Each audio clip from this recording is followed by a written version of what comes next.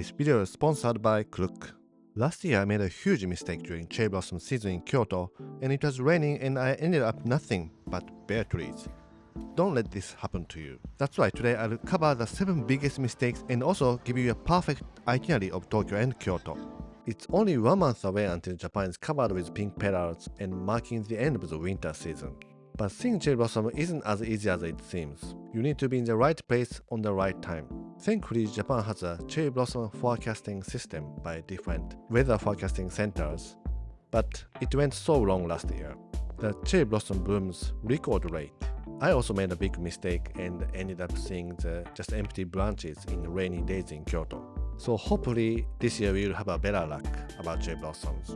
But the problem is there are too many places to see cherry blossoms, but cherry blossom blooms such a short period and also different depending on the regions, or sometimes even in the same city. So today I'd like to come up with a perfect spring itinerary that you can see cherry blossoms in Tokyo and Kyoto.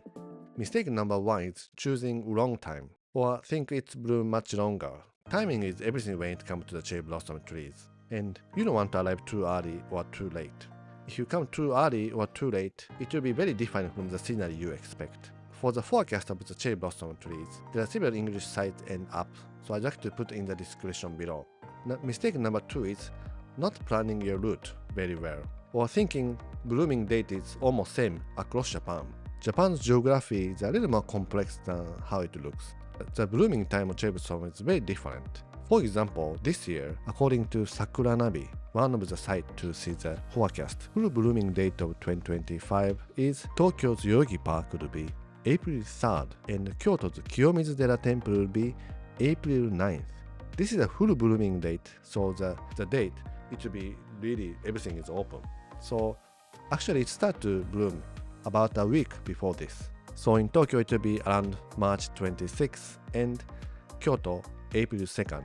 So as you see, this year Tokyo is 6 days earlier than Kyoto. So usually it's better to go to Tokyo first and move to Kyoto after. And when you are in Tokyo, you might want to see the cherry blossom with the Mount Fuji. So there's a famous Chureito Pagoda near Lake Kawaguchiko. Unfortunately, that will be a little bit difficult because the cherry blossom season of that Chureito Pagoda is 2 weeks after Tokyo. Mistake number 3 is bringing blankets or leisure sheet to the wrong place. So now you are in the right city on the right time, and you are excited and bring the leisure sheet or the blanket and trying to see the cherry blossom on the ground, but sometimes it doesn't work like that. Or many places to see cherry blossom in Tokyo or even in Kyoto is kind of walking through style. You enjoy the cherry blossom as you walk under the path of the cherry blossoms. So there's no place to put the leisure sheet. Even if there's some space, usually it's not allowed because there are too many people and maybe people might end up walking your sheet or on you. So it's not usual thing. If you like to put the leisure sheet, it's important to find the right location, which I will talk about later in this itinerary. And mistake number 4 is drinking alcohol in the wrong place. So if you have seen the picture of the cherry blossom scenery in Japan, it's called ohanami, and usually you eat and drinking alcohol and it's like a party. So if you are seeing that, you might be able to think, okay, so you finally found a place. Now you're about to open the lid of the canned beer, but you might want to check if that place is okay to drink alcohol. The great example is the Tokyo's Shinjuku Gyoen. Probably the most famous place to see cherry blossom in Tokyo. It's not allowed to drink alcohol. You can go anywhere in the park, you can put the leisure sheet, and you can eat. Alcohol drink is not allowed. And it can be also same for some regional parks. Some places, they want to avoid it becoming like a party place until late night. So some parks prohibit the alcohol drinks. So it's actually important to check that too, so it doesn't ruin your feeling. And number 5 is dressing too light. So Japan's spring is very warm, or it can be very cold still. So it's always better to bring extra jacket or blanket with you. Mistake number 6 is waking up too late. This is especially said about Kyoto, but visiting temples with cherry blossom, like for example Kiyomizu Temple at 6 a.m. and 10 a.m. can make a big difference on the impression of seeing the temple. Early morning is still underrated, and you can see cherry blossom with much less crowd. 10 a.m. it starts to be very busy, and afternoon is like you see people more than cherry blossom trees. Seeing cherry blossom is a fun thing and usually festive event that you enjoy with lots of other people.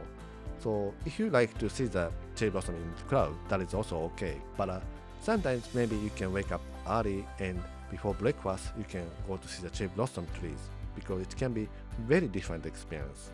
The mistake number 7 is breaking the branch of the trees and bring it home. You cannot break the trees or you cannot harm the tree. Pink petals on the ground or coming down from the trees, you can catch as much as you want. Bringing the plants or different trees can be prohibited in your country or at the inspection or quarantine. So always better to keep it a memory or a picture or just come back to Japan again to see. Now that we are aware of the 7 tips to see cherry blossom trees in Japan, let's go to the itinerary. To make your trip more easy and enjoyable, the good site to take a look at is a Klook. Klook has a different tours of the cherry blossom season and activities. You can purchase a ticket and make reservation for lots of different services. And for the cherry blossom season, Klook is making discount sale that you can get a good deal on the different tours and activities. Using the Klook site is very easy. You can go to Klook app or Klook website and find the attraction that you are interested in it, and you can put in the cart and you can check out.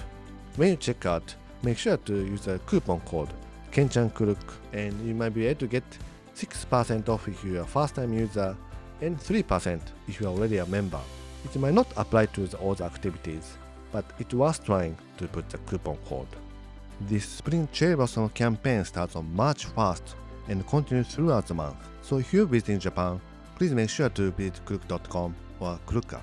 You might be able to find a great deal up to 50% off on the tours and activities. Thank you Klook for sponsoring this video.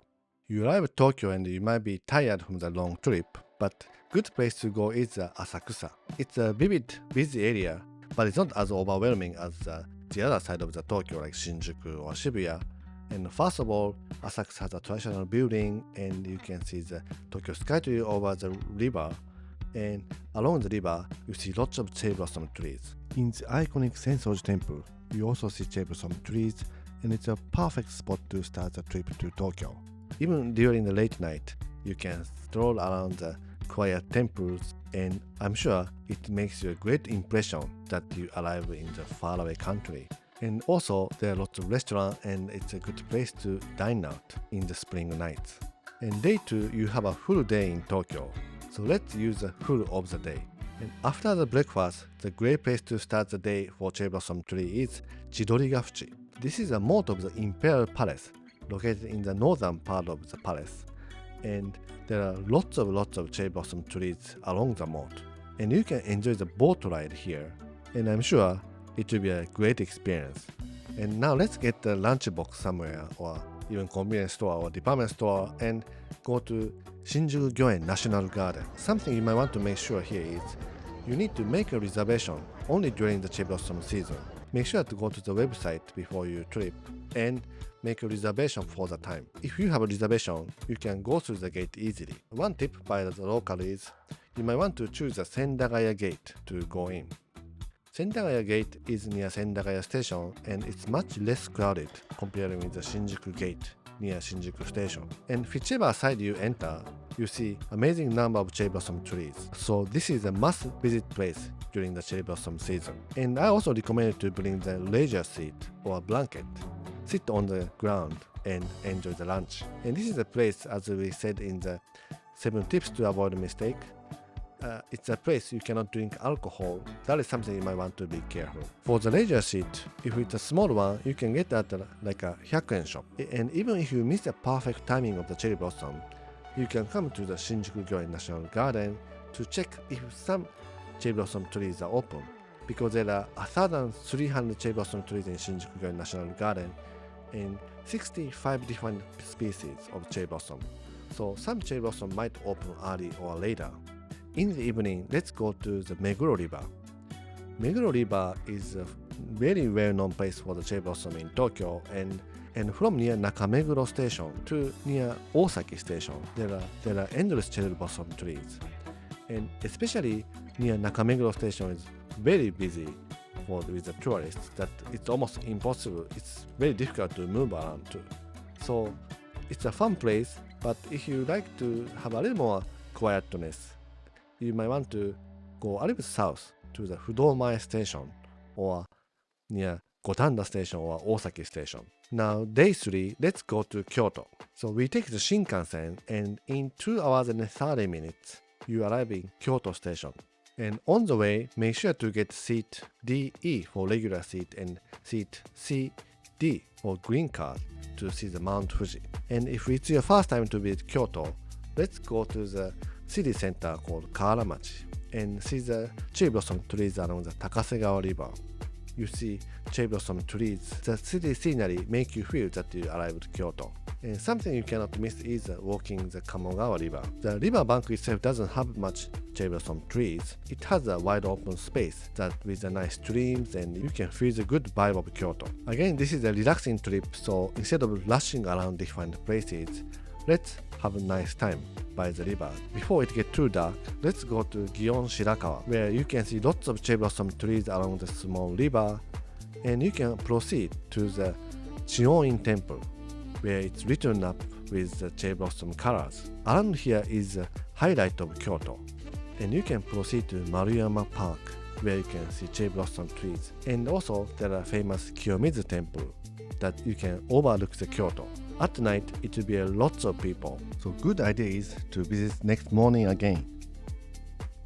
So next day, day 4, wake up early and visit Kiyomizu Temple. Usually during cherry blossom season, the temple is open very early. You can visit there around 6 a.m. and overlook the Kyoto with much less people than the previous night. Today, let's move to the Keage Incline, one of the most popular spots for the cherry blossom in Kyoto. And here you can see the cherry blossom trees along the old railway that used to be a cargo rail bringing the things from the other side of the mountain, which is Lake Biwa. They used to use a canal called Biwako Sosui. Something very interesting here is the route is connected to the Nanzenji Temple, which is also a beautiful place to see. So after seeing the Keage, the good idea is to go to the other side of the mountain, which is not Kyoto Prefecture anymore and enters Shiga Prefecture. But the famous temple for cherry blossom is Miidera Temple. You can see the other side of the Biwako Sosui's canal, and you can also see the Miidera Temple covered with different cherry blossom trees. It's not as busy as the Kyoto side. And now that you are in the Miidera, let's go to the Yamashina next time. And this is another off the beaten path where you can see Yamashina Sosui. You can see another canal covered by the cherry blossom trees. Let's enjoy the time left in Kyoto until the time of Shinkansen. In the afternoon, let's take the Shinkansen back to Tokyo. And after you come back from Kyoto and check into the hotel in Tokyo again, let's head to the Tokyo Midtown, where you can see the city center vibe, which is very different from Kyoto, that you can see the cherry blossom written up. And the next day is the day you go to the off the beaten path of Tokyo.